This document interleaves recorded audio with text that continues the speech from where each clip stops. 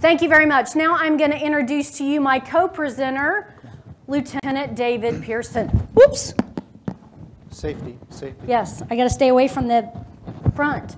Good morning. As Dr. Miller said, my name is David Pearson. I'm a lieutenant with Fort Collins Police Services in Fort Collins, Colorado.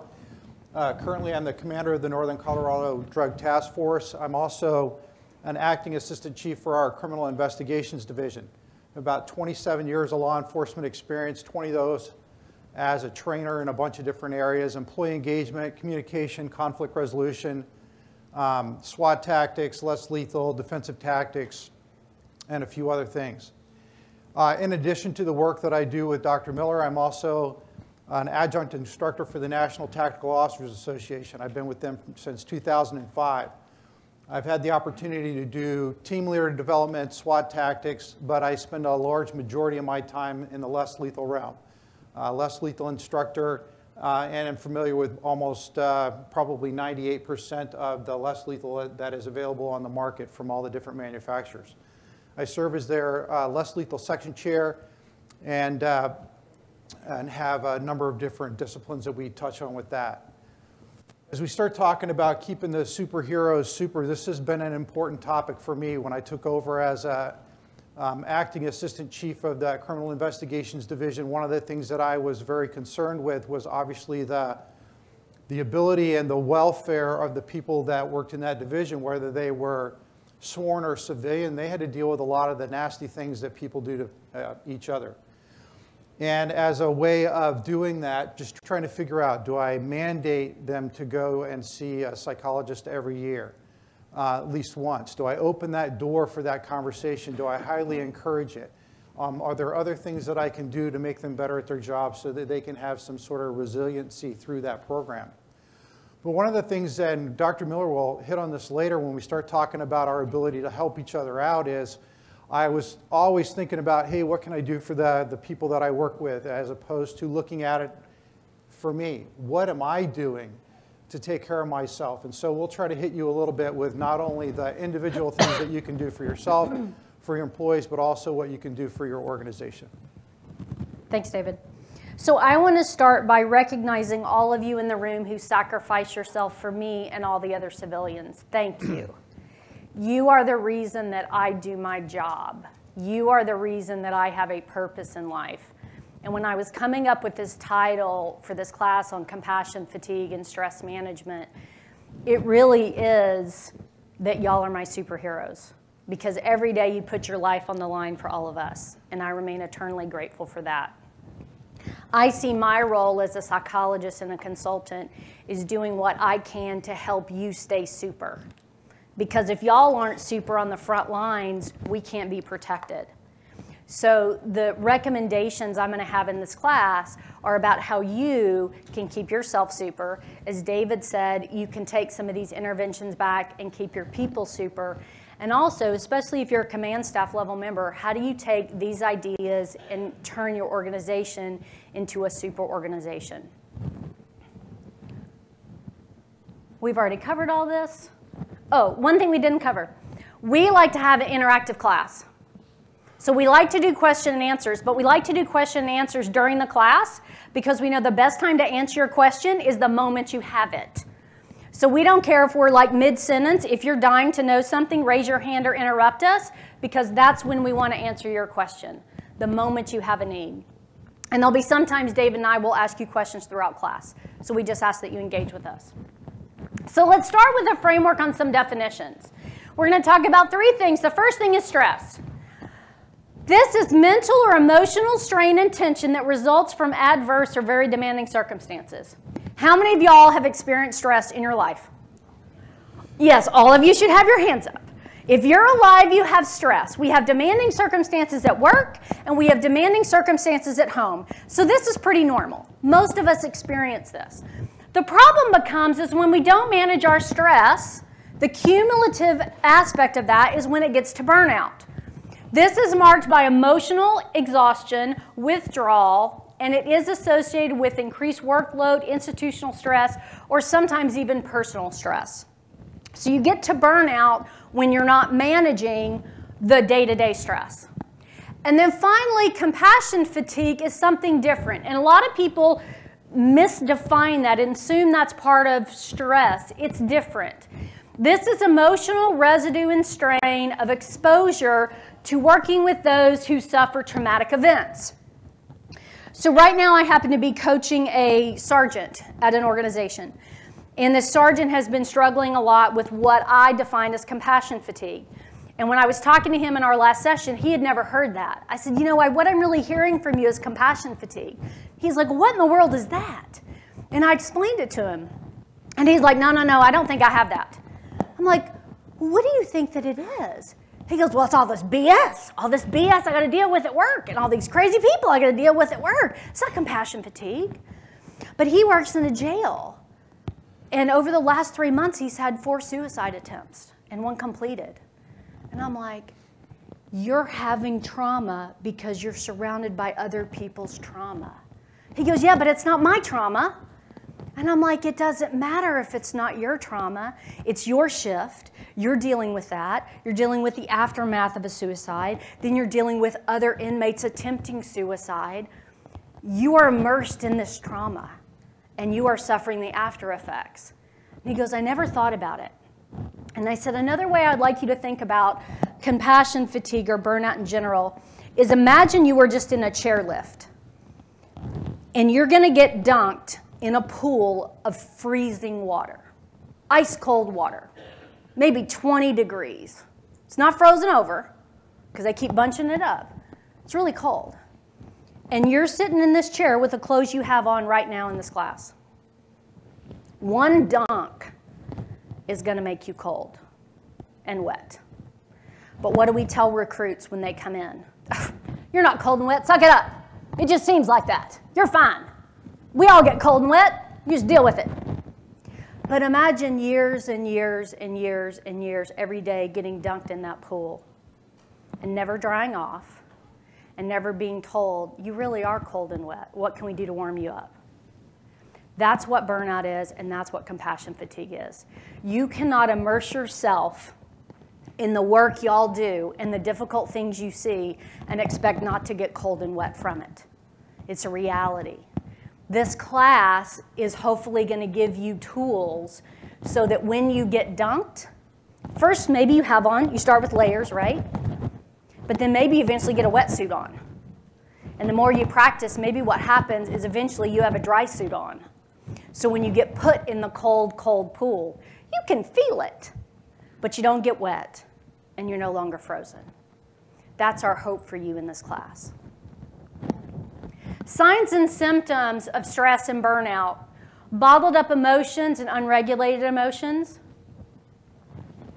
isolation, addiction, poor self-care. Now, many of you might have had to have a conversation with your employees about body odor, and none of us like those conversations. And people get frustrated and think, why did they shower? They didn't do their hair. They haven't washed their hair in a week.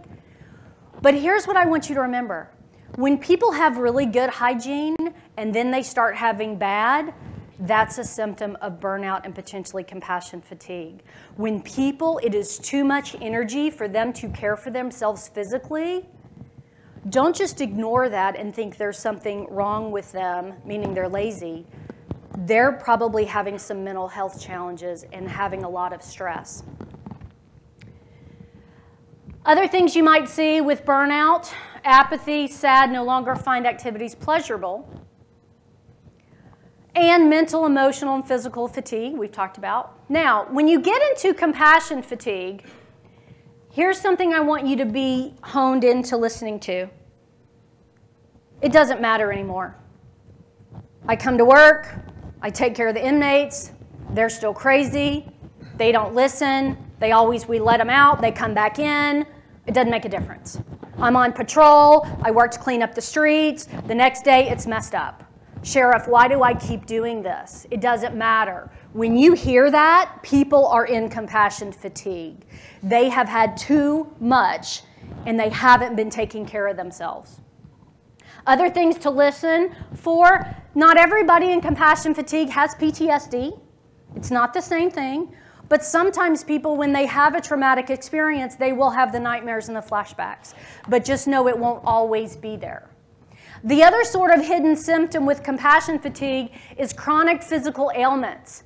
People who've never been really sick, they're sick all the time. They always have a cold, they have a cough they can't get rid of, or one big thing is tummy problems. Man, I can't eat that spicy food anymore, it always hurts, or they're always running to the bathroom. If you're seeing things where people are chronically ill, their immune system is compromised because they're probably in compassion fatigue and been so worn down, it's manifesting physically, not emotionally. Also remember, in your culture, it's easier for people to talk about physical ailments. It's not near as easy to talk about mental ailments and their pain and their suffering that they're having.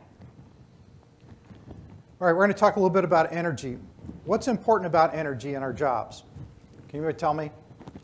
What's the importance of having energy in your job? Keeps us alert. What else? Pardon me? Productive. What else? Motivate.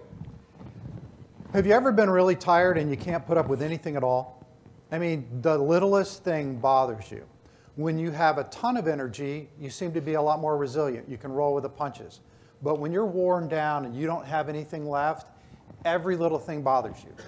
And speaking of energy, I apologize this morning. I guess I'm suffering from compassion fatigue. I must have ate something last night that didn't do well with me, so I'm a little bit under the weather. So I apologize that my energy level's not up a little bit more. However, energy is so important for our job, and understanding energy and how that works.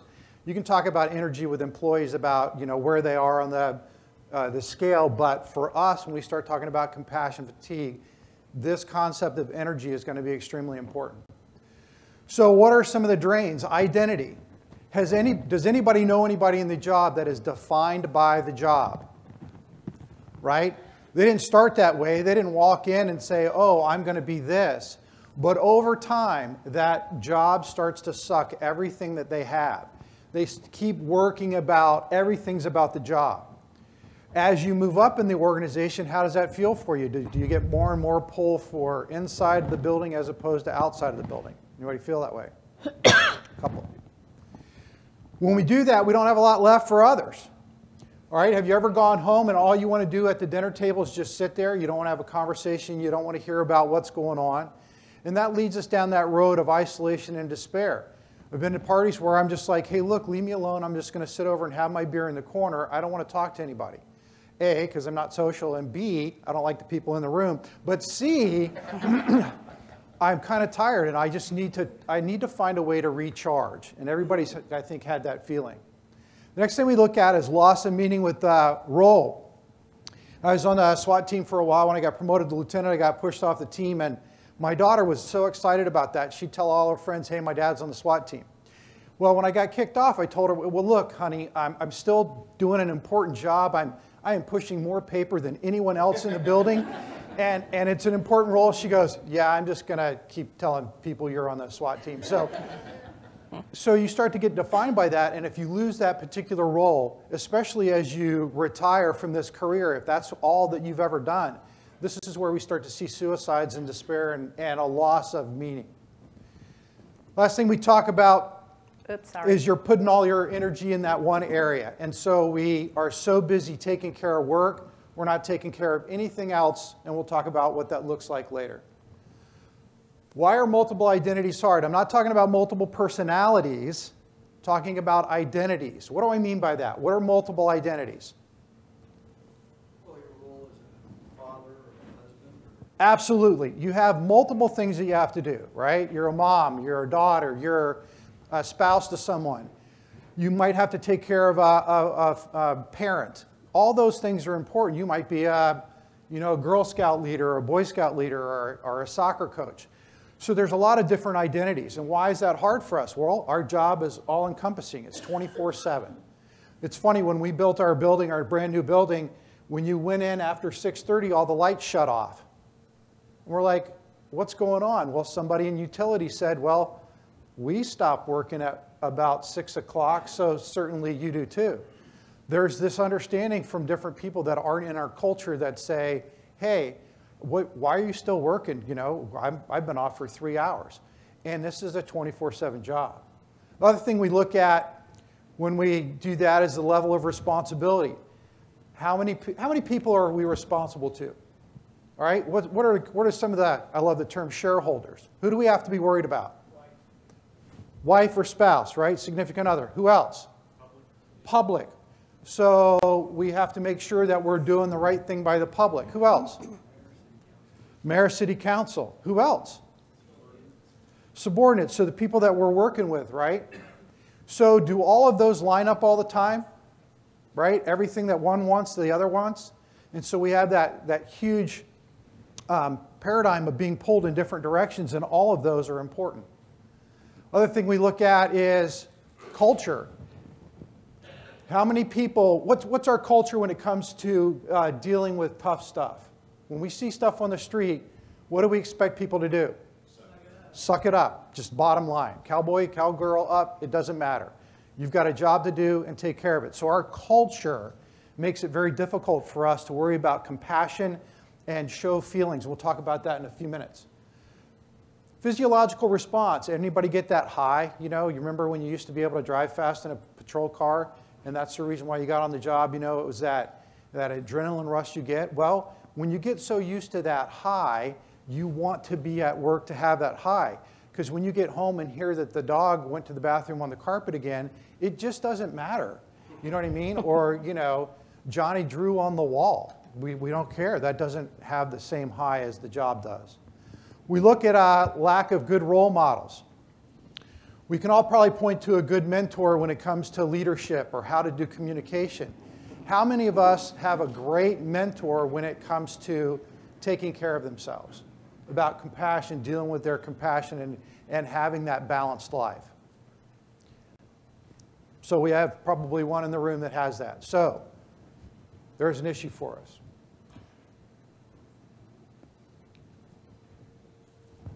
Oh, Nope. no, I think this is you. It is. I was just waiting for you to change it. I'm sorry. That's all right. The clicker's a little slow. All right, we'll start pushing ahead of time then. Excuse us. If you guys, I'm going to get a flag now. So You are getting a flag. Everybody wait a minute. I knocked his mic off. Sorry. Last time I got a flag, I was not even paying attention. I got hit in the side of the head, so now I have to stop everything and turn so I don't get assaulted. All right, why is balancing that difficult? Well, we have a lot of people that are type A's. We're perfectionists. We'll go through the list because we want to work into some of the other good things about how to take care of this. Many of us are passionate about our career. We're service focused. Last one on that list. Some of us are having a difficult time delegating. Can I have the clicker, please? All right, keep pushing. I'll just keep working on this list. So this thing about hardwired for negative. We in law enforcement, and it works very, very well for us, but we are threat assessors.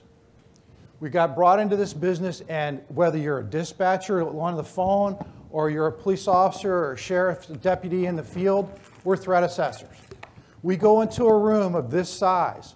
We don't even know, probably 98% of you exist. We're looking for the one, what? The one that's loud, the one that might be pushing, shoving, or causing a problem. Everyone else in our life just disappears because we learn to look past this group and find that one person that's creating a problem. Here's the issue with that. Guess what we do with that threat perception? We take that into our relationships with our friends. We take it home with us. And so it's very difficult for us to turn that threat assessment off. So every time somebody does something wrong to us, we're like, I wonder why he said that to me. I wonder why he's looking at me like that. Actually, I am wondering, Sheriff, why you're looking at me like that. Brain pathways. I'm not a doctor. She's a doctor. She can explain to you what happens in the brain, but since none of you guys are really doctors, she asked me to explain this to you. There's stuff that happens in your brain. There's some chemical stuff. And when you do stuff over time, it creates a habit. So when you start to do things, you do it the same way all the time because that's what your brain has made you do through chemicals. So we get used to doing the same thing all the time. We get used to sucking it up. We get used to telling people to suck it up. It's all in the brain. All right. I'm going to take that from you in a minute. Excuses. All right. Who's heard an excuse about, I'll get fit next week? You know what? I'm going to start reading and getting more knowledgeable next week. was talking to an executive in an organization who just got into their job, and they went home and told their spouse, it's going to be like this for about a year and a half of 18, 19-hour-a-day jobs. But after that, it's going to be better. Do you think it's going to be better? Nope, it's not. All right? External energy supply. How many of you have had a Monster drink or some sort of thing to get you through the day? An extra cup of coffee. For me, it's Pepsi. And then lastly, we talk about this lack of practice. When we don't practice how to do things, every skill is perishable. So if you're not practicing it, you're going to lose it. So what are the consequences of this? We're going to go through this really quickly because we want to get to the tangible takeaways that can help you. This leads to people being disengaged and unmotivated, emotionally and physically exhausted, loss of empathy, compassion, and investment in the career, not in control of how we show up in the world for ourselves or for other people, having a negative mindset and attitude, and a reduced work product. It also leads to citizen complaints, resistance to feedback and change, family problems, divorce, addiction, depression, and acting out. So let's talk about some tangible takeaways that we think can help you. The first concept we're going to talk about is energy. And David already mentioned it's really the foundation for this class is understanding this basic concept. Every thought, every feeling, and every behavior requires energy. Now, most of you in your job, you are burning emotional and mental energy throughout the day. Sometimes you have to ramp up and go chase someone or defend yourself, but the vast majority of the time, your energy depletion comes from the thoughts you think and the feelings you experience. How many of you, by a quick show of hands, are somewhat picky about what you eat? Okay? How many of you are picky about the clothes you like to wear? The house you like to have? The car you like to drive? The people you like to spend time with? Okay? So really, we're pretty picky people, right? We know what we like and we know what we don't like. Well, I'm glad that you realize you're all picky. What I challenge you to start being more picky about is what you think and what you feel. We're not as picky about that because we let negative thoughts get into our brain and we become victims to them. We let negative feelings overtake us and we don't say, I don't want to feel that. We go, man, this sucks. I feel horrible. And then you feel horrible for weeks and weeks and months instead of saying, I don't want to feel horrible. I'm going to start thinking things that make me feel better. But we don't think we can do that. But you can. It takes a lot of effort, but you can. Realize, too, that because everything you think and everything you feel requires energy, you only have a certain amount every day to expend. That's also something we don't realize. But many of you start your day with the amount of energy in these 3 drops in the bottom of this bottle. And you expect to be able to show up well for the citizens, for your community, for the inmates, for people you supervise. And you have a drop left. Now, some of you might do a little bit better. You have a full cup. But even this amount of energy will not get you in a good place. Because one difficult conversation with your sheriff, oh, that's gone. It's over. There's nothing left. There's stuff and now in there. You have nothing for the rest of your day. So one of the things we encourage you to think about is assessing your energy levels. Because you only have a certain amount to expend throughout the day, we challenge you in the morning when you get up, assess yourself, whether it's a scale of 1 to 10 or 1 to 100. How much energy do I have getting up today? And let's say you're at 50, which is pretty good. What are you going to do with that 50? If it's going to take 25 to have a difficult conversation, you can't burn 75 with the sheriff Now you're minus 25 going into your difficult conversation with the person you supervise, which is not going to go well for either one of you. If then you know at the end of the day, you're going to have to deal with your children that are a little challenging, or take on a work project at home, and you know that's going to take 25, and you burn 100 at work, you're now minus 50. So you come home and you're like, oh, freaking, you know what? You better not make me mad tonight. And that's where it starts, and it goes downhill from there. So start thinking about the energy that you have. Assess. And if you need a visual, I like to think of it like of a big bucket. But you can do it as a pie chart, some way to measure how much you have, and then ask yourself, how much do I need for each of these? As an example, if I know it's going to take 50 for a difficult conversation, and today I have 10, I might put that difficult conversation off a day or two until I have enough energy to show up well and do it. But a lot of people go, I don't really care. I don't really care what they think. And that becomes the problem, because then instead of them being open and listening, you've now pounded them in the face, and they're angry and resentful and defensive, and they don't hear it. And now you've created more stress in their world. The other thing about energy is I want you to also think about, if you're a supervisor, assessing your people's energy levels. Because we always say, give the most to the people who are the busiest. And I don't disagree, because they're the best people. That's why they're busy. But if you keep just giving all the work to the busy people, you're now going to burn them out, and they're not going to have any energy to do a quality job. Have you thought about bringing up the young people? Giving somebody fairly new an opportunity, letting them take some of their drive and their positive energy and be on a project. It really all comes down to energy. All right, I'm here to talk about feelings. Because I'm really good at it.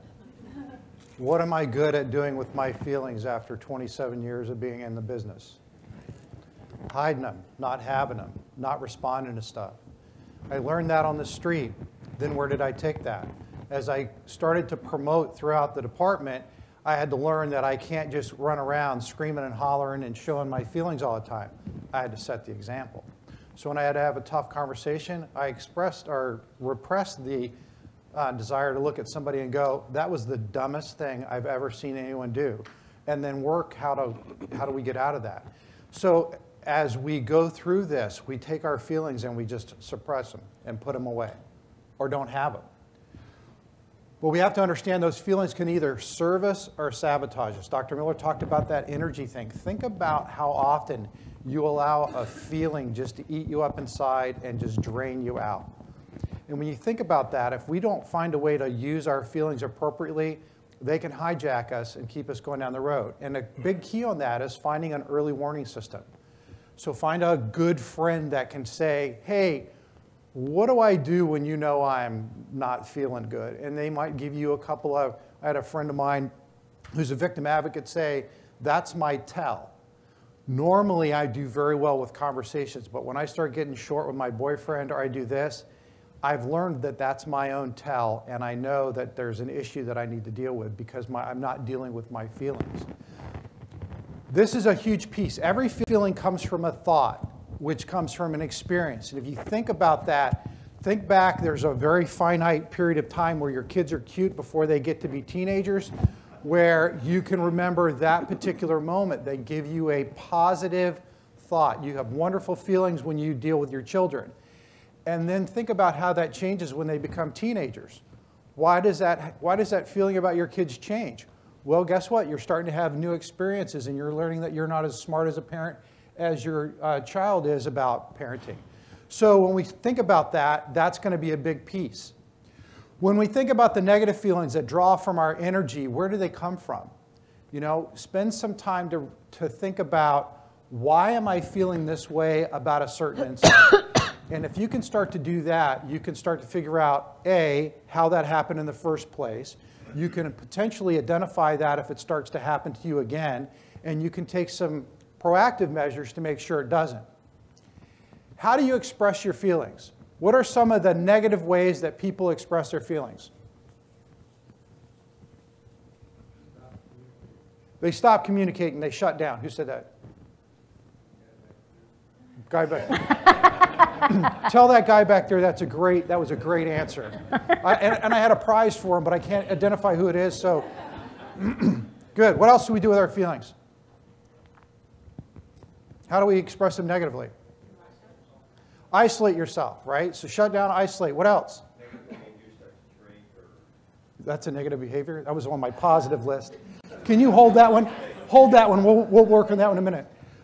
So we start drinking, substance abuse of some sort. What else do we do negatively? Pardon me? Flip out. Flip out, right? Which is what she just said about yelling at people and going crazy, right? We bottled it up so long that she comes in the office and she's done something minor, and what do we do to her? Man, we just tee off on her, and she's sitting there going, ooh, having a bad day, huh? How do some of you guys and gals positively express your feelings? Hugs? Group hugs. Around a campfire with kumbaya. Okay, so this is going down a wrong road. So forget about positively expressing your feelings. Let's get back to the alcohol, all right? So we lash out. Anybody have a good friend that they can go to and say, hey, here's how I'm feeling, right? We have somebody that we can go to. So find ways for you to appropriately deal with your feelings so that you can work through those and don't have that negative feeling that you're hanging on to forever. Figure out what will it take to let a negative feeling go. Why is it important to let that negative feeling go? Yeah, we just talked about it, right? That is, and what do you sit there at your desk doing, or wherever you work in the organization? All you can think about is that negative feeling, right? And so that just, A, it takes up all your time, and B, it burns all that energy.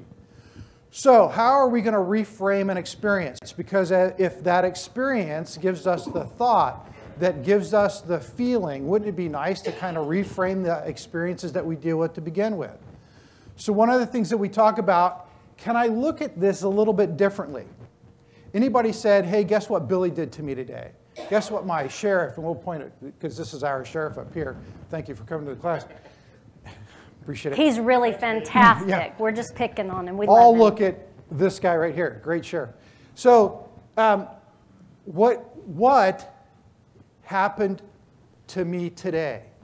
I had a bad conversation. They were rude to me. They did this and that.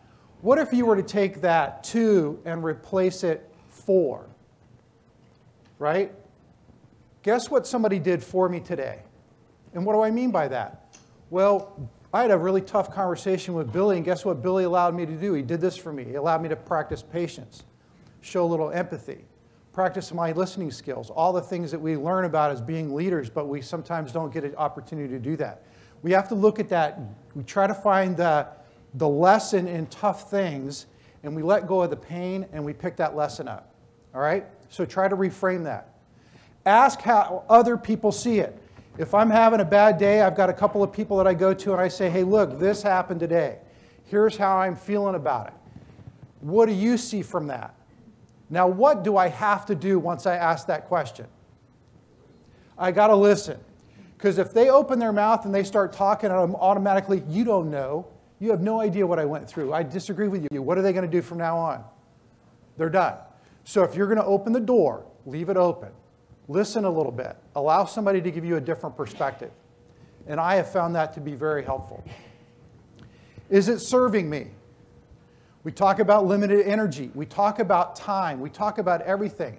So is the feeling that you're having, is that serving you or is it draining you?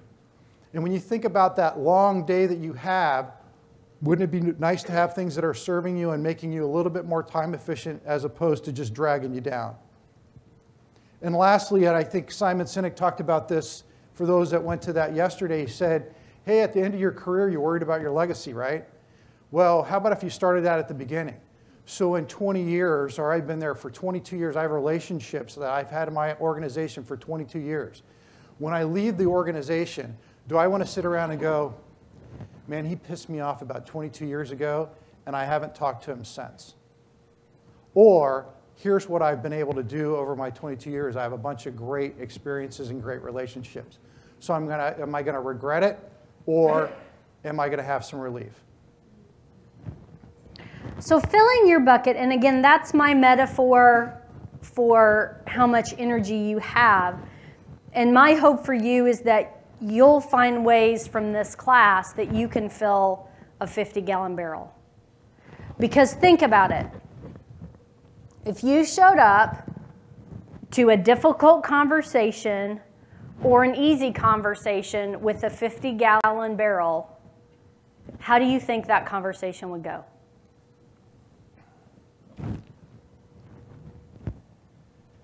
Positive. If you showed up to that conversation with a drop left in this water bottle, how do you think that conversation is going to go? Poorly. So it's throughout the day that you find ways to fill your bucket. It's not the one week you take off. Because you might be filled up that week. And guess what happens? Maybe the next day at work, it's all gone. And then you go, man, I don't have another freaking vacation for 365 days.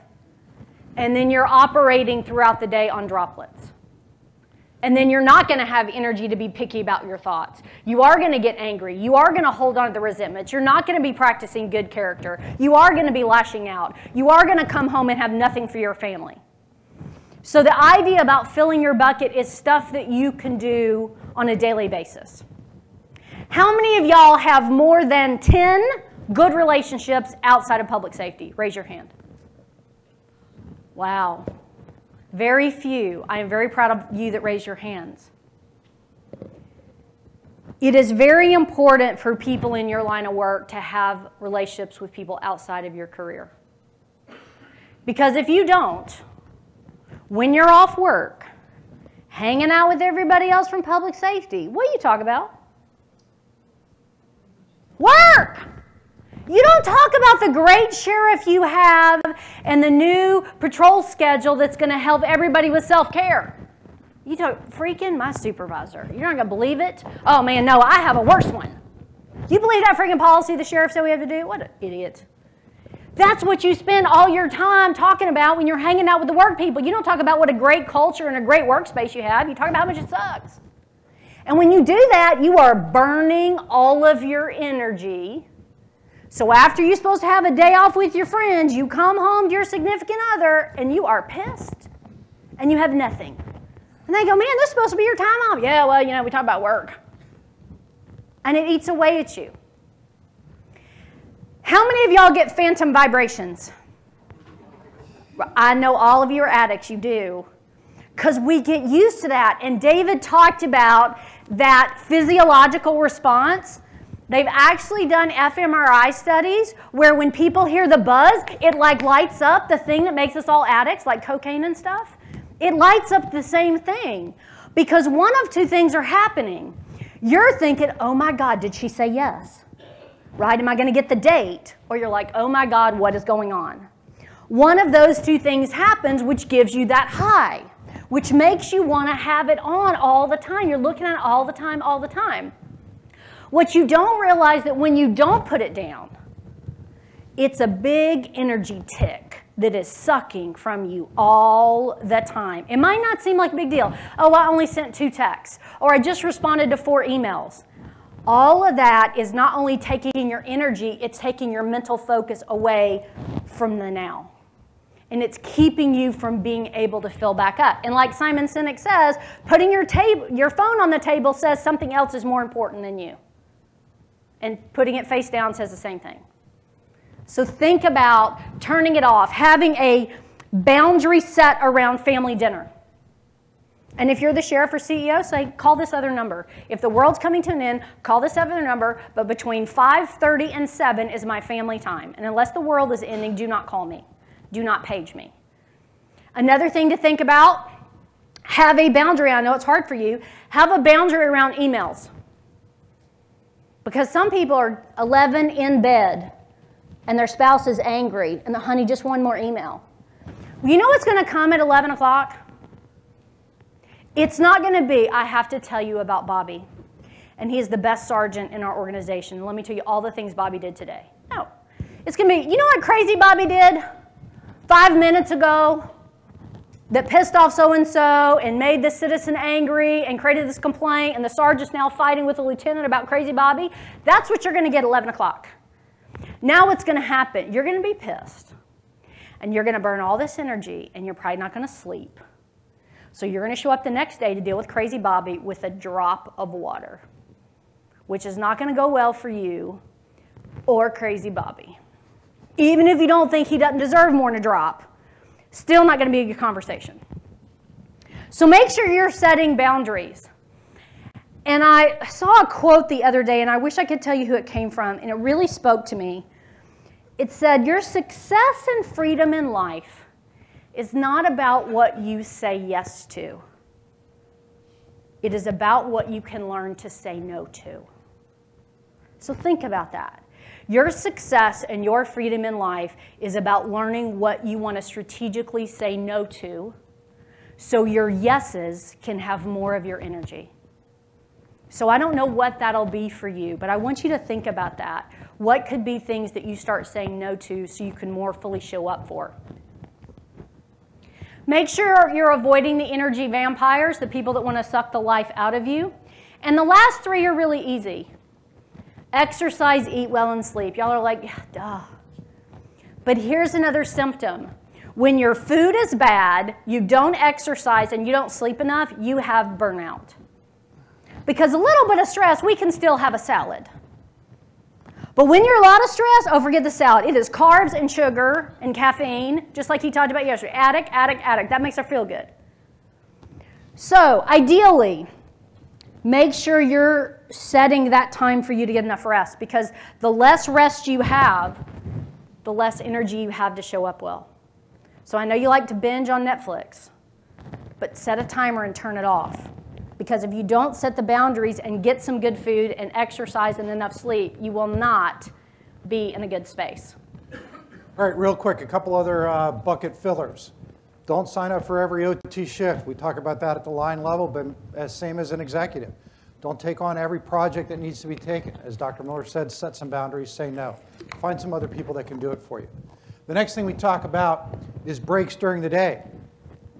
That doesn't, and most of us will sit there and go, well, I don't have time for a break during the day. I'm so busy. Yeah, that's why we're telling you to take a break during the day. So make sure you find something. Walk the halls a little bit. And a cool thing happens when you walk the halls. Guess what you get to do? You get to talk to people, right? Remember, and Simon Simic, and we kind of talk about the same things, although he gets paid a lot more than we do to say it and says it a lot better, and then he doesn't have to wear a suit. Regardless, it's still the same. You want to walk around. You want to talk to people. I know of a chief that would be talking to somebody, walking around, but he'd have his phone in his hand.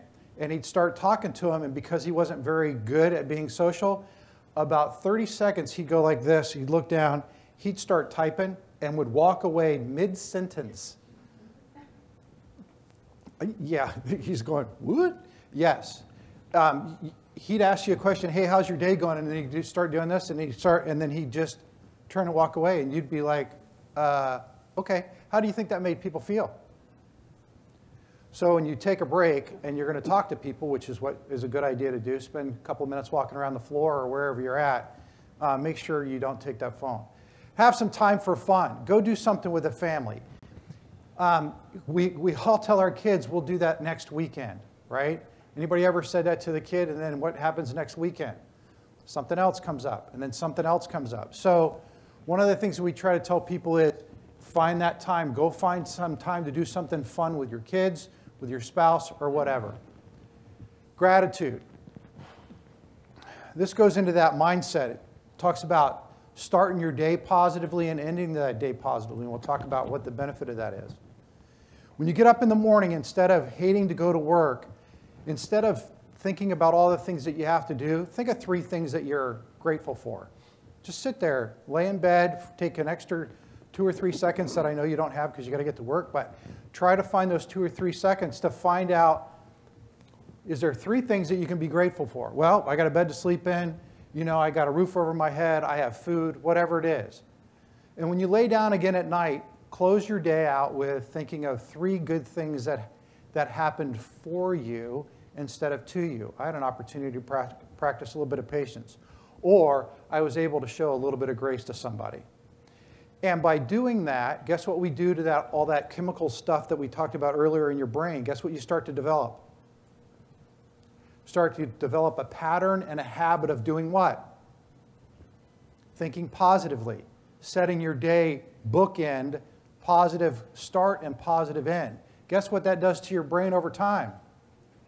Start looking for more positive things to think about. You start being a little bit more happy and looking for the good in the world as opposed to the negative. Meditation. Anybody watch Kung Fu Panda? You know, where you're sitting there going inner peace, and then something's flapping in the background? Anybody ever have that experience when you try to meditate and close your mind off a little bit? That's how I am, so I don't do much meditation. But if you don't know how to do meditation, you can actually take the phone that you're going to put down on the desk and you can find an app on it, and it'll help you in terms of how to find ways of, you know, silencing your mind or breathing techniques to help bring you back into the real world. So meditation, and engage in activities that renew and restore. Aside from your family, there's something in your life that if you could do would just totally refill that bank. If you could just disappear, it might be going into the mountains and watching the water. It might be going to the beach and just sitting there watching the waves. It might, whatever that is. It might be sitting at home with your earphones on, just listening to your favorite album. Regardless, find those things that can restore you and try to get back into doing some of those things. Okay, let's talk now a little bit more about how to improve how you show up. One of the things that happens to all of us as humans, but especially happens to y'all in public safety, is again, you get contaminated by the work. We're back to you're in that chairlift and you're getting dunked repeatedly in the ice water. And then people tell you don't feel cold and don't feel wet. But you continue to get immersed in it. And in life in general, we also get contaminated. People break our hearts. We get disappointed. People lie to us. They cheat on us. They betray us. We don't get a promotion we really deserve. Somebody we really love dies unexpectedly. They're bad stuff that happens to all of us. The problem is, as we are growing up in life, and certainly as we're adults, no one really teaches us how to decontaminate ourselves. How can we get dunked in this water over and over and not feel cold and not feel wet? And what's really happening to us as we go through life is we're getting a lot of poop on us, right? Now, some of this is our own fill in the blank, but a lot of this is other people's poop. And y'all in law enforcement, you exist in the world to clean up this, right? And you can't get immersed in this and not be covered with it. But you have to learn how to get rid of it. Whether it's stuff in your personal life that's hurting you and you're angry from what Mama did 20 years ago. And every Christmas you see your Mama and you're like, Mama, I don't think I like her still. You're holding on to all that poop. And all this that sticks to us. Draining energy all the time. Now maybe you said, well, what Mama did is really bad. And I'm angry and I'm really hurt and feel horrible about it. But as long as you let that stick, it's always going to be an energy suck on you. It's always going to taint your holiday time. It's always going to taint your interactions with someone else. The work of life, and especially the work in your profession, is learning how to get this off. Because we don't train how to do that. And David can tell you about a story of one of his detectives right now that's having a hard time because they had a really tough case. And they have a lot of poop. And they're trying to get it off so they can come back and do the wonderful job they do. But it's hard. It's really hard. So let me give you some ideas. First of all, through a lot of the mindset stuff David and I have been talking about, I like to think of myself as having a force field around me, right? That when the poop comes, I'm like, oh, here, let me throw it. Oh, you want to throw it at me? Okay, you can throw it at me. Should I throw the way that you throw, or? Whatever. No, just go ahead. So I like to think about having a force field and letting it slide off, right? Especially if it's somebody else's stuff. Because let's say Dave and I have a conversation, and let's say he has a drop of water. So he's sort of aggravated and in a bad mood. I lost my mic. So he's sort of aggravated in a bad mood. Well, I can take that real personal, or I could say, you know what? That's David's stuff. It's not about me. I don't need to get mad about it. Now, might I want to get mad about it? Might I feel justified to be angry with him if he showed up like this to a difficult conversation? Sure. But how is it going to serve me to get mad at him when it's his stuff? I don't need to get mad about his stuff. That's his stuff. Now, of course, if it's mine, I need to work on it. Now, Joel Osteen, who's a TV preacher, I really like him, he talks about, imagine that you get up in the morning and you have a can of Pam, the nonstick cooking spray, and metaphorically spray yourself with Pam because all the poop would slide off. It wouldn't touch you. So what does he mean by spray yourself with Pam? What is that sort of anointing to keep the poop off? Part of that is what you tell yourself on a regular basis. So I have quotes and phrases I say to myself all day. So I say things like, today's going to be a great day.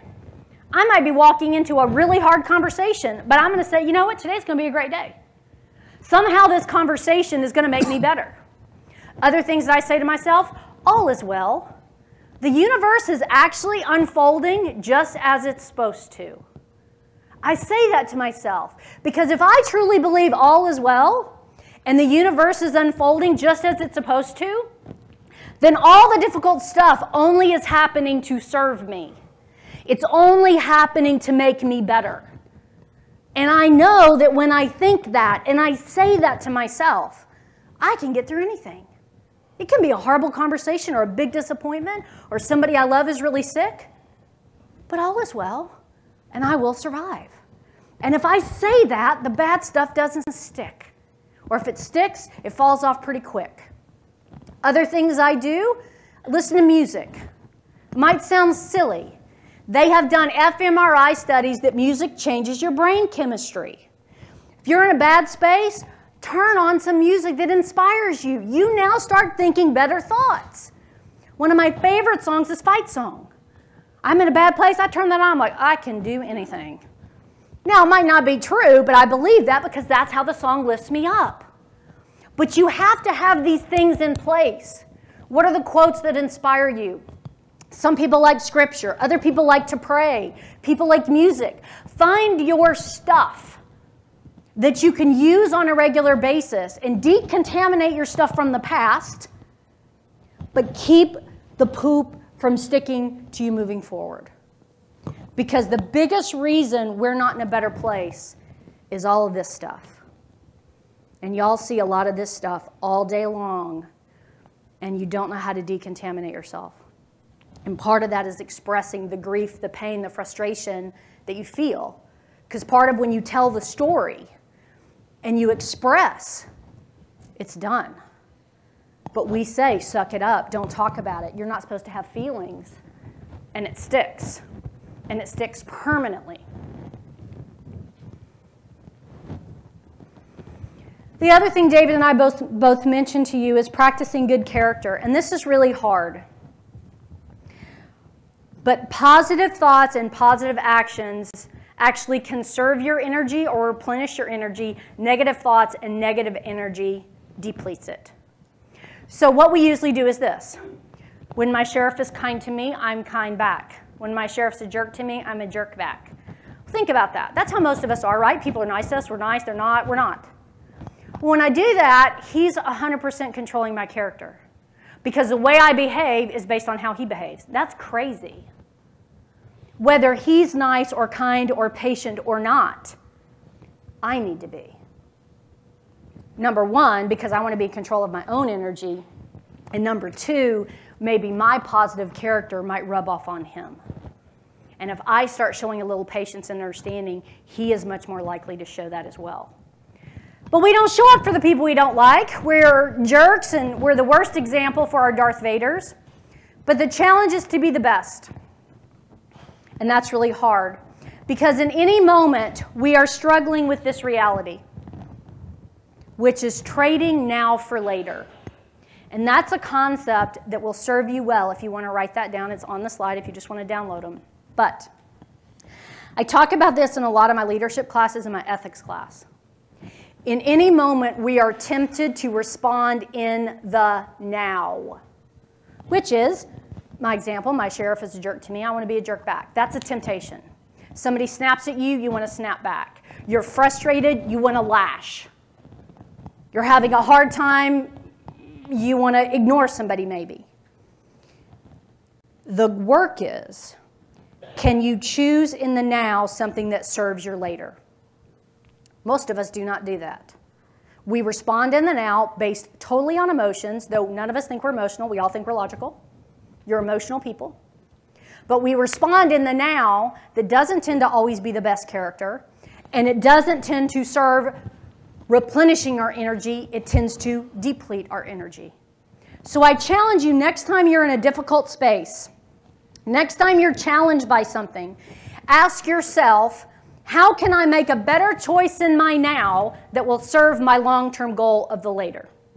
Because if you can start doing that, you're going to be finding yourself in a better place with more energy and be much more proud of your responses long-term. Another piece of that, I want you to think about the 5 people you spend the most time with. How many, and as I'm saying this, raise your hand if it rings true. How many of you, the 5 people you spend the most time with, are exceptional examples of self-care? They show the best character in every moment. Keep your hands up if it's still ringing true. If they have really positive ways of coping, if they take regular time for themselves, if they're deliberate about having stuff left for their family. 2 people in this room have their hands up. It's amazing that y'all have that, and you should be very proud of that. That takes a lot of work. But I want you to understand the people you surround yourself the most with is who you're going to be the most like. If you want to improve your self-care, improve your character, work to find ways to refill your bucket, you need to surround yourself by people who are doing that. Not the people David mentioned, burning themselves out on every overtime shift. Other sheriffs that can't ever turn the phone off and don't spend time with their lovely wives and their families. But oh, work, work, work, work, have no boundaries. Because if you hang out with people like that, that's what's going to happen to you. Because you're going to go, oh, that's what you have to do. That's what this career's about. And you're going to then be like everybody else who's stressed out, who's burnt out, and might even end up in compassion fatigue. So some reminders. It's super easy to not put yourself first. Being selfless is addictive, especially in a service field. It feels good to give. That's why y'all do that. You love your job. You love to serve. But to serve without a boundary is to end up with a lot of that poop on you and angry and resentful and crusty. Another thing I want you to think about, I didn't specifically say this before, but y'all know people in this career 20, 30, 40 years, and they're all crusty and nasty and negative, and it's because they have all this poop. And nobody taught them how to get rid of it. One of the best things you can do is learn how to decontaminate and teach your young officers how to do it too. So after 20 or 30 or 40 years, they don't have all this stuck on them. Can we leave it in Bobby's desk drawer, though, the guy that's causing all the problems? You could take it to Crazy Bobby. You could show him. You could give him a poop emoji. Another part of this is you can never give away what you don't have. You can never give away.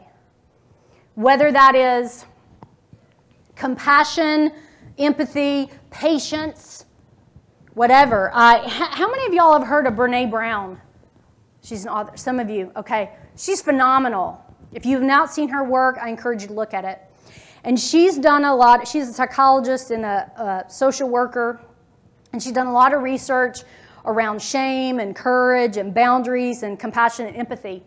And her research has found that the people that have the most compassion and the most empathy have the most boundaries.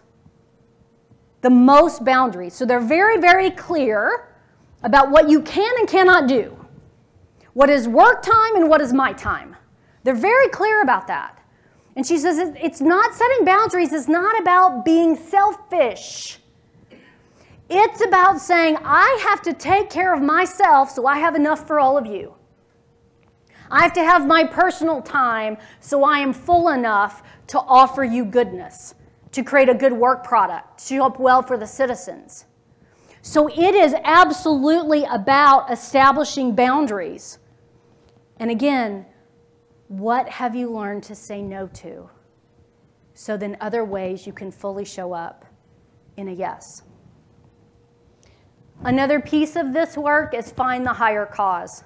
And Simon Sinek talked a little bit about this yesterday. Until you find a higher cause for your self-care, you'll leave here and you won't do anything.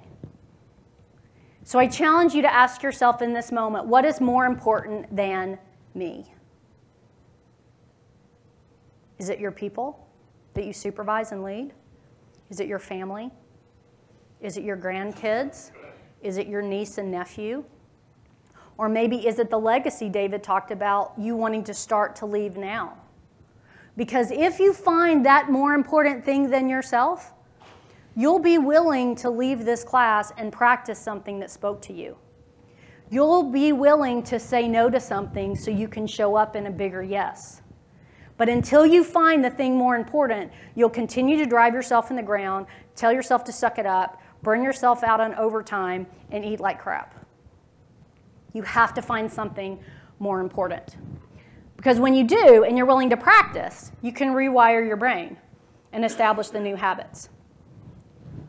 All right, so we talked a little bit about the things, or a lot about some techniques and ideas that you can use personally, share with somebody in your organization, or take care of yourself. Let's talk about, and many of you are executives, chiefs in your organizations. What can you do for your organization?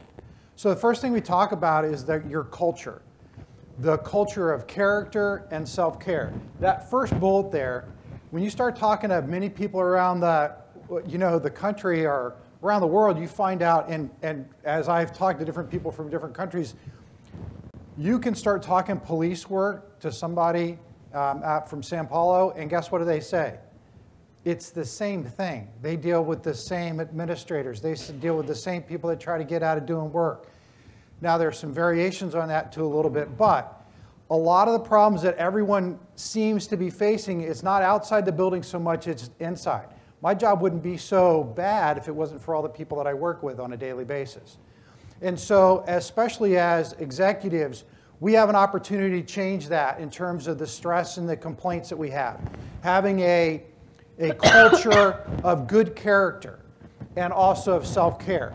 That self-care piece, that culture is hard to get in there, because when you've got something important going on, if somebody says like, here, IACP, can you imagine the officers that are out on the street, 4 or 5 of them or 20 of them said, hey, I know IACP's coming to town, but I got a soccer game, so I can't show up and do my thing.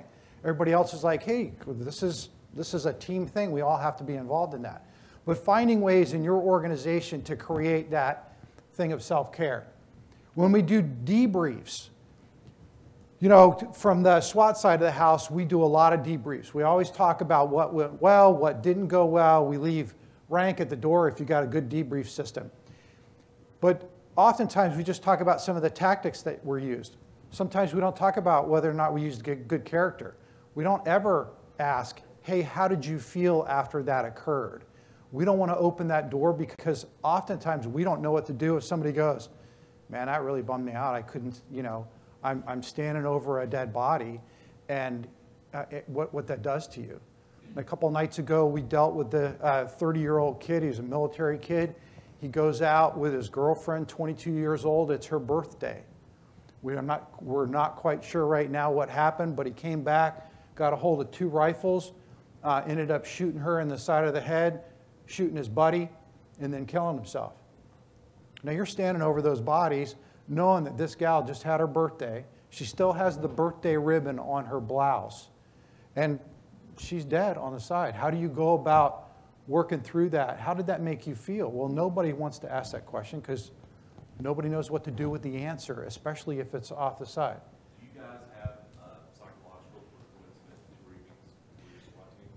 Sometimes, yes. If we have a critical incident where we're involved in a significant use of force, we will have that. If we have officer-involved shootings, part of that is to have some sort of debrief where, and we'll invite everybody. We invite dispatchers, anybody that was involved in the organization, they can come in.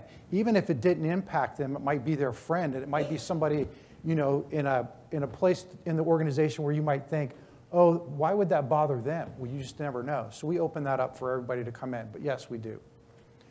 All right, now you got me down to bullet number 4 on the page, and you just totally threw off my train of thought. All right, don't ask any more questions until the end. All right, thank you. Next thing we talk about in this is selecting and promoting the people that take care of. Remember Simon, I started going too fast on that. He talked about that SEAL Team 6, right? Who do they promote mostly, and who do we promote mostly in our organizations? The people that do the job well, not necessarily the people that are trusted. The people that are trusted are a little bit better at self-care. They're concerned about their people. They want to ask them questions about how they're doing. And so we need to push that as executives to make sure we're promoting the right people. The next thing we talk about up there is training and developing our employees. That bottom bullet point is important for a lot of us. We don't want to let go. We're perfectionists. And as we get higher and higher in the organization, oftentimes we find ourselves saying, well, if I want it done right, I need to do what? Do it myself. And we don't learn to trust or delegate or allow him to do it slightly differently than I did because it's different than the way I did it. Doesn't mean it's not better or it's not as good. It's just different, and I don't process that so well. Well, we start talking about self-care. You're going to go back in your organization, you go, look, you people, start taking care of yourself. They have no idea how to do that. So if you're going to go back and talk about that, have some training or some ideas that you can provide them about what self-care looks like. Sorry. Excuse me, just a second. All right, the next thing we want to talk about, who here has a peer support team available in their organization? All right, how about a staff psychologist? All right, so a few of you do. A good thing if you're interested in kind of developing that program, Dr. Miller's on the IACP Psychology Committee and can provide you with different resources if you're looking for that. So it's a great resource if you need to ask those questions. But having that available to your people. And as I mentioned, this was one of the things that I try to do. I wanted to make it mandatory that everybody in the division went and saw the psychologist once a year. Why do I mandate everybody in the division to go do that? Tell me some reasons. Yeah, that's a huge piece. Because if he goes and she doesn't, what is he now, you know what I mean? Oh, well, how come you can't handle it? She can handle it better than you. And that's the culture we have. So I don't care if you go in there and talk about basket weaving or your kid's soccer game. I could care less. But I want you in there, and I want you having a conversation. You can stare at the guy or a gal for all I care, but I want to make sure you do that. Is this another question that's going to totally throw me off my... No, I'm building on this. Oh, go ahead then. At the risk of patting ourselves on the back, I'm not trying to do that. I love what you're saying. We're from Nashville Police Department. We have internal behavioral health services. In the last couple of years, we have built in wellness checks for our SWAT, fatal crash, crime scene investigation, those high risk. Once a year, they check in with our therapeutic team. And what happens when we do have a critical incident, we do have an officer-involved shooting, they know Brian, they know David, they know us now. You build those relationships, and I appreciate you. It starts with the leadership in the department. If you have a lieutenant, a captain, a commander that buys into it, that's what you have to have. Otherwise, it starts breaking down that stigma. So here's the culture piece. FOP says, oh, I hear that you're mandating evaluations and tests of all your detectives, like it's a fit for duty thing. No. And I said, yeah, no. I don't get any kind of report, and I don't care what they talk about. I'm not going to sit there and go, tell me about your parents. Do you want to kill your mother? Do you want to kill me? What do you want to do? You know, so it's that whole idea of doing that. And I like the fact that we take out some of that stigma, and and we're opening that door to do that. And a lot of different organizations have those resources either available through their organization or some sort of their city or municipality through EAP, but if we don't talk about it and we don't press it, they'll never take it, and you'll still have these dinosaurs that sit around and go, oh, well, you can't take it, how come, what's wrong with you? All right? So I just want to add to what David said.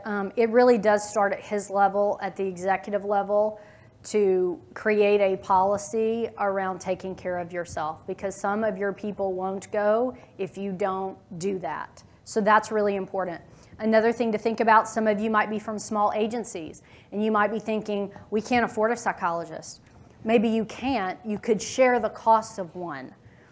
Because the other reason David and I are teaching this class is especially important for small agencies.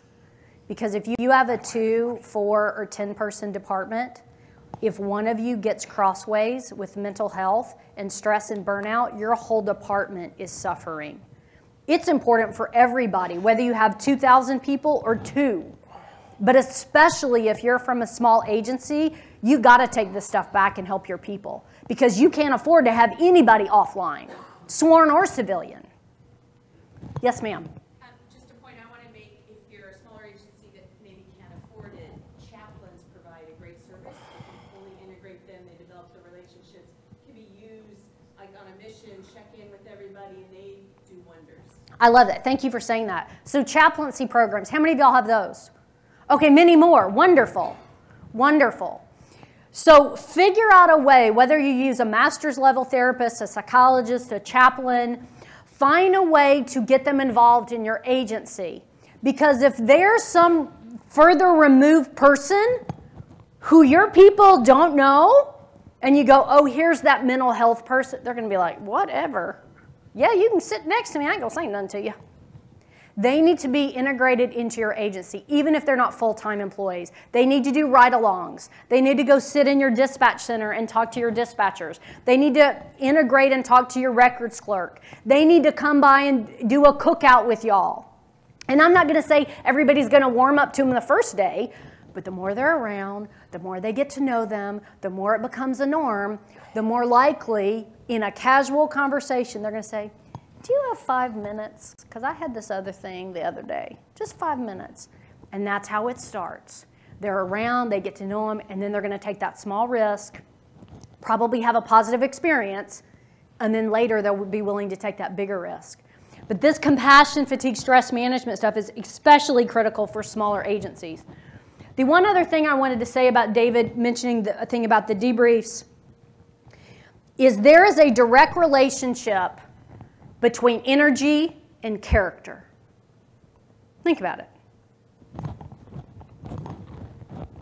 Low energy means what kind of character? Poor. Not because you're a bad human. You don't have anything for patience. You don't have nothing for patience. You can't be curious. You have no room for compassion and empathy because you don't have anything. If you have 50 gallons, what kind of character do you have that day? Exceptional. Because you have all the time in the world for patience and curiosity, de-escalation, whatever it is. So that's the reason, not just debrief tactics, but debrief character and then energy. Because if somebody had great tactics but bad character, you could say, well, tell me about your energy. Man, I hadn't slept for a week. Hello? They're not a horrible officer. They need to rest. Because sometimes people make mistakes because they lack skills. Other times they make mistakes because they don't have the energy to show up well.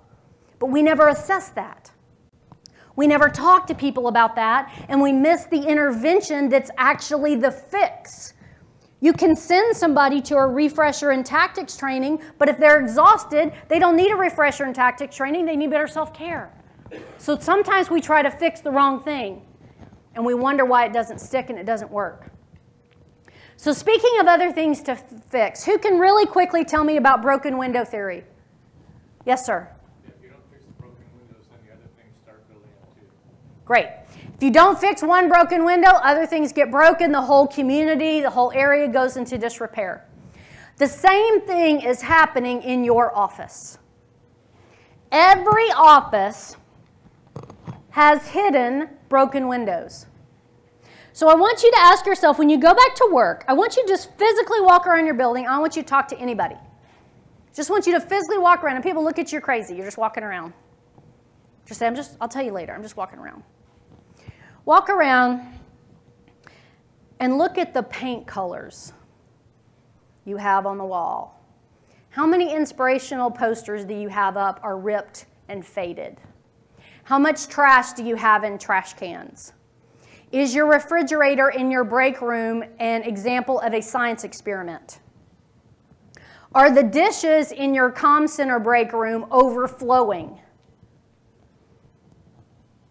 Do people have a certain office, they're dumping all their shredding, and they're not walking 10 more feet to the shredder? Are your supervisor's offices a hot mess, look like a tornado hit it, but they tell you it's all organized and it's fine? All of those things affect people's mental health. Doesn't seem like it. They're little things, but they affect mental health. When you come into an office that has aggravating paint colors, peeling paint, chipped paint, faded posters, dirty dishes, unkempt work areas, it makes everybody come down, and then what does everybody do? They contribute to the mess. I do it at my house. If there are dirty dishes in the sink, do you think I wash my dish? Freaking, I'll wash it later. If there are no dishes in the sink, I'm like, man, I gotta take 5 seconds, wash this dish. It's a mental thing, but it affects us. So I was teaching this class one time at a police department, and a chief said, oh my God, I think I know what's broken. I was like, what? He's like, our patrol briefing room. And all the officers were like, because they didn't see it either. He's like, everybody complains about that paint, and our posters are ripped.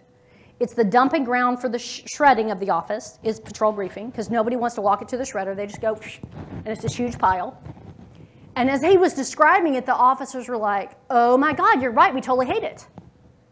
And he's like, so what we're gonna do, I'm gonna give you $300, and y'all can figure out who wants to be on this committee or group. Let's go figure out paint colors. Let's figure out pictures. Let's get rid of the shredding. Let's clean it up. Chief came in on the weekend, along with some of his people that he nominated. They fixed it all up, and everybody's mental health was better in 24 hours.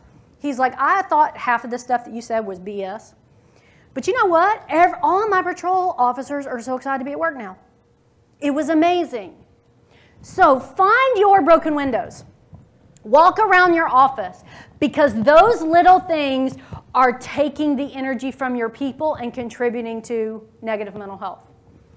Additionally, walk around your home environment, because your home is also contributing to either positive or negative mental health. Where are your broken windows? How clean is your bathroom? When's the last time you dusted? Do you have piles of paper because of projects? All of that stuff affects your energy when you get home too. All right, real quick, some other office ideas. Quiet room. All right, and as you see some of these ideas, some of you are going to be like, oh, we can't do that here. We can't have fun. We can't have a quiet room. I'm not talking where you bury some people. I'm not talking about the burial room. I'm talking about having a quiet room. Is there some place in your facility, it's some place in your police department, where you could just create a room where people, if they need to, can go and relax for a couple minutes? There are a couple of speakers in there. There's a nice picture on the wall. You painted it a different color. Somebody just really had a bad experience with a citizen, or they came back to the PD and they want to go just relax. Let them go in there for 5 minutes, not 5 hours, and just let them kind of chill out. What else can you do? Massage therapy. When we were talking to a dispatch group, oftentimes you've seen these probably on the floor out here at ICP. They set up those little chairs. You go by for a 5 or 10 minute massage hit.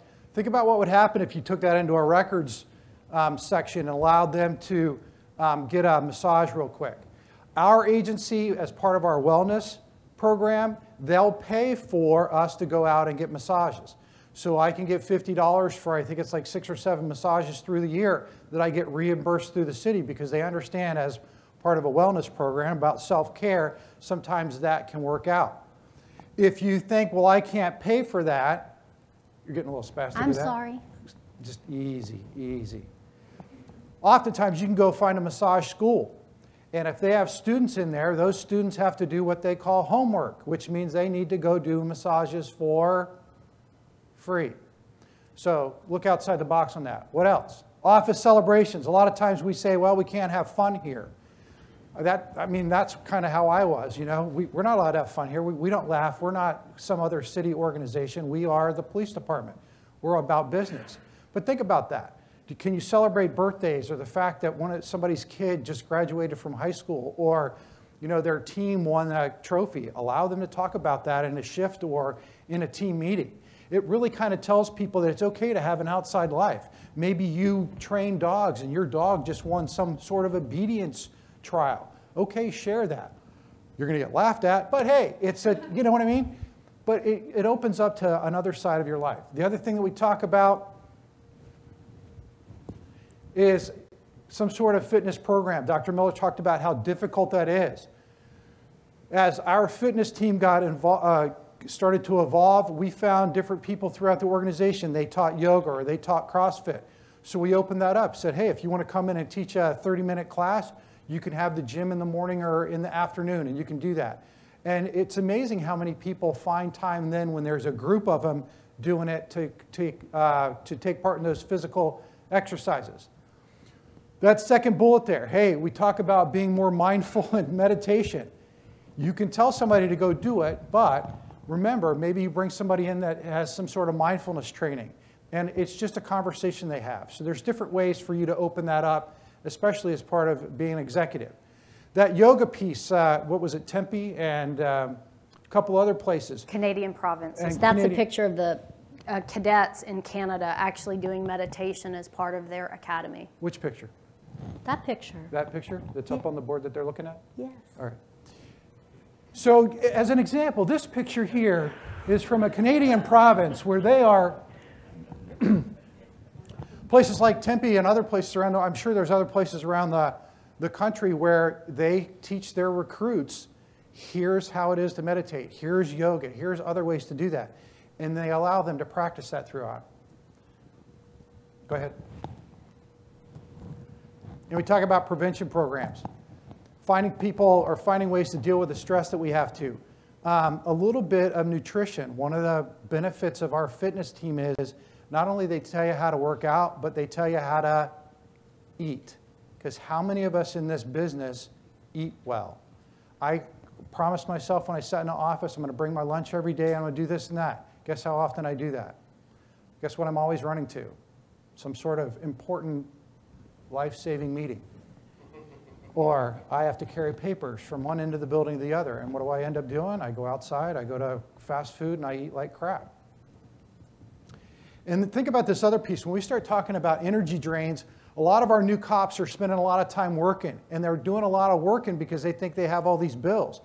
What would happen if we brought somebody in and gave them a 30-minute quick thing about financial planning, about the importance of a budget? A lot of our younger people don't know how to spend their money, and they think they need to keep getting it to survive. So just some examples of different office ideas. A lot of what we're talking to y'all about today, the first section was on individual stuff we hope you take away and do, but also that you go back and teach your people to do. And the second half is very heavy on organizational level interventions. But nothing's going to go without you as leaders being the example. Because you can tell everybody, take care of yourself, take care of yourself. And if I'm not taking care of myself, you're not going to do it. Because people follow what we do, not what we say. So the first step is to practice it yourself. Model it. Protect your time, and other people's time. When people need a day off, and they really need a day off, give them a day off. When they're stressed and they tell you, I don't need a day off, Sheriff, and you know that I have no energy, you say, I know that you don't think that you need it, but I went to this class and I learned, oh my God, you're screaming all these examples of that you need it. I love you, go. You're going home. Do not be at work. Turn your phone off. If I email you and you email me back, you're in trouble. You shouldn't be on your email. And that's another good thing you can do. When your people are supposed to be off, and if you just send an FYI and they respond to you, you need to say, what are you doing? You better not know any of the other emails I send today because you're not supposed to be reading them. So you need to challenge them on self-care. But first and foremost, you need to do what Brene Brown said, set the boundaries. Because without boundaries, you do not have unlimited compassion. You only have unlimited compassion and empathy when you are boundaried and you learn to say no, and then you manage your energy so you can fully step into a yes. We've talked about investing in multiple areas and creating positive experiences. So let me ask y'all this. How many people here today got at least one idea, one tangible takeaway that spoke to you that you are interested in practicing when you walk out of this room? Raise your hands. Fantastic. We hope that you got more than one. But let me explain to you how you can take where you are in life with what spoke to you and use it to change your life. Do you think it would be realistic for me to ask each one of you to just be 1% better by tomorrow? Is that a realistic, attainable goal? Yes. Now some of you are like, 1%? What about 25%? Well, let me first tell you what 1% is, and if you want to be 25, hallelujah, do it. Most of us are awake for about 16 hours a day. 1% of a 16-hour day is 9.6 minutes. So though there might be 10 things that spoke to you today, if you leave here and you are willing to let go of a negative feeling for 9.6 minutes, if you're willing to choose to practice gratitude for 9.6 minutes, if you're willing to be a little bit more patient for 9.6 minutes, if you're willing to listen to your favorite song and get in a better mindset for just 9.6 minutes, in a month, you'll be 30% better at self-care. In 2 months, you'll be 60% better at self-care. And by January 1st of 2018, you will be 71% better at self-care than you were today. Another thing Simon Sinek really spoke to David and I. He talked about intensity versus consistency. Same idea here. We talk about the compound effect. A lot of times people go, oh man, I'm going to go sit there, I'm going to meditate for 30 minutes. And it doesn't go well and you get frustrated. Just meditate for 9.6 minutes every day. And then in a month, you're 30% better at meditation. Consistency always trumps intensity. But too many times we leave, we're high on what we learned and we're ready to change our lives and we want to go kill ourselves at the gym 8 hours in one sitting instead of, like he said, 20 minutes a day. But for us, it's 9.6 minutes. If you find something like that, something that spoke to your heart, something you know that you need to improve, and you work on that, you'll change your life. Take these concepts back to your people, see what speaks to their heart, and have them find that same 9.6 minutes. Change your life. I'm going to leave you with a couple quotes, and then I think we're going to have like a minute for questions. Empathy is a finite resource. You can run out. As a normal psychological response, you cannot give of yourself again and again without replenishing. You must find ways on a daily basis to fill your bucket up. You cannot be immersed in an ice-cold, frozen pool and not get cold and wet without learning how to put on a dry suit before you get stuck in it. You have to find ways to improve and take care of yourself in this challenging profession. The greatest gift you can give to someone is your own personal development. I used to say, if you will take care of me, I will take care of you. Now I say, I will take care of me for you if you will take care of you for me. What questions do y'all have? We have done that well. I really appreciate your time and attention. David and I will be available for any other questions. We're teaching another class tomorrow. If you're interested, it's called The Way of the Jedi, Balancing the Warrior and Guardian Mindset. If you want to follow up with us, our contact information is here, and I hope you have a wonderful, improved bucket filling conference. Thank you very much.